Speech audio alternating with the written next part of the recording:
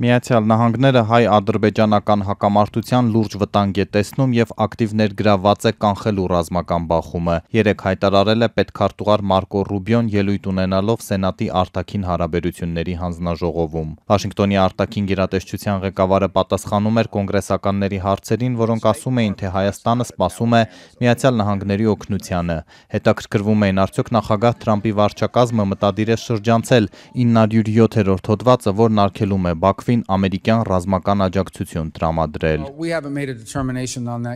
Մենք դեռ որոշում չենք կայացրել այդ հարցի վերաբերյալ, քանի որ այժմ մեր հիմնական ուշադրությունը կենտրոնացած է, որ նրանք համաձայնեն խաղաղության պայմանագրին, որը չի հանգեցնի հարևան երկիր Հայաստան ներխուժմանը։ Մենք ցանկանում ենք կանխել դա։ Նախագահը խիստ հավատարիմ է պատերազմները կանխելու իր խոսքին, եւ մենք փորձել ենք երկու կողմերին, հատկապես Ադրբեջանին, ներկայացնել այն հսկայական օգուտները, որոնք կարող են բխել խաղաղության պայմանագրի ստորագրելուց եւ պատերազմի մեջ չներքաշվելուց, ինչը մենք համարում ենք կործանարար։ Դա վերջին բանն է, որ այժմ անհրաժեշտ է տարածաշրջանում։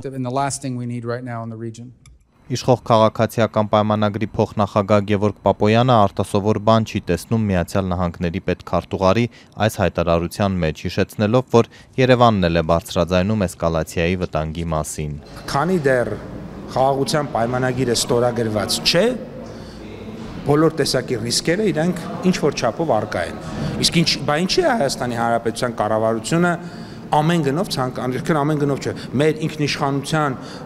եւ մեր կարմիր գծերը ասել ենք, հա, եւ այդ շրջանակում մենք ամեն ջանք գործադրում ենք, որպեսզի կնքենք խաղաղության պայմանագիր, որպեսզի նոր էսկալացիա չլինի, նոր պատերազմ չլինի,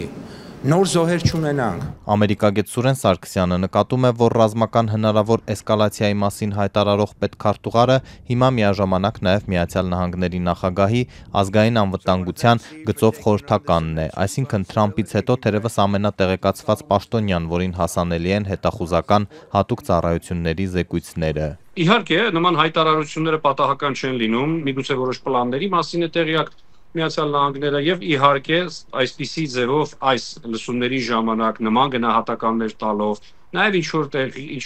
որ առումով կշտամվելով Ադրբեջանին, որ ժողովրդավարական չէ, որ մարդու իրավունքների հետ կապված խնդիրներ կան, որ ավտորիտարիզմ է եւ այլն, այսինքն այս ամեն ինչը պետք է դիտարկել մեր ամբողջության մեջ եւ հասկանալ, որ այո, սա կարելի է դիտարկել որպես մեսիջ։ Մարկո Ռուբիոին կոնգրեսականները հիշեցնում էին նաև Բաքվում պահվող հայ գերիների մասին, ցեղասպանություն որակում Լեռնային Ղարաբաղի հայաթափումը, ասում, որ բռնապետ Ալիևը քաղաքական ընդդիմախոսներին բանտեր է ուղարկում։ Պետքարտուղարը չէր հակադարձում, բայց արձագանքում էր դիվանագիտական լեզվով։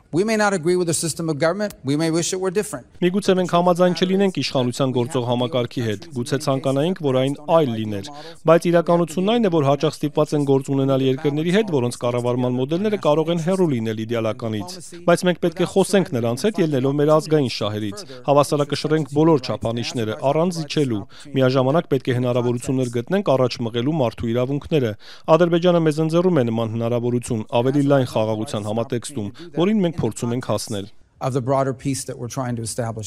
Արդյոք սակայն Թրամփի վարչակազմը, որի օրոք սանձազերծվեց 44-օրյա պատերազմը, այս անգամ կկանխի Ադրբեջանի հարձակումը։ Նախընտրական շրջանում նա աջակցություն էր հայտնում Արցախի հայերին, մեղադրելով Բայդենին, որի պաշտոնավարման շրջանում Ղարաբաղը դատարկվեց։ Որ Միացյալ Նահանգները առաջնահերթություն չեն տալիս բնականաբար այս տարածաշրջան եւ պատկերացրեք Միացյալ Նահանգների գլոբալ արտաքին քաղաքական խնդիրների մեջ են հիմա ներկայացված եւ որքան ոչ կարեւոր է Հարավային Կովկասը, Հարավային Կովկասի կոնֆլիկտները Միացյալ Նահանգների համար, բայց միևնույն ժամանակ Միացյալ Նահանգների համար Հարավային Կովկասը կարևոր է, որովհետև Հարավային Կովկասի հարևաններն են իր ռազմավարական դաշնակից Թուրքիան, իր հիմնական հակառակորդ Իրանը, իր հիմնական մրցակից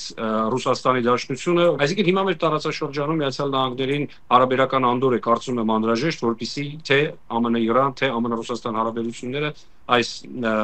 հնարավոր ռազմական էսկալացիայի արդյունքում չտուժեն։ Դոնալդ Թրամփը նաև խոստանում էր, որ երբ դառնա նախագահ կվերականգնի խաղաղությունը Հայաստանի եւ Ադրբեջանի միջև։ Խաղաղության պայմանագիրը հիմա պատրաստ է, բայց Բաքուն ստորագրման նախապայմաններ է դնում՝ լուծարել Մինսկի խումբն ու փոխել սահմանադրությունը։ Փորձագետը հիշեցնում է, որ ի տարբերություն նախագահ Բայդենի ջանքերի, երբ պետքարտուղարն անձամբ էր համակարգում հայ-ադրբեջանական բանակցությունները, Սպիտակ տան նոր վարչակազմը ակտիվ չէ։ Եթե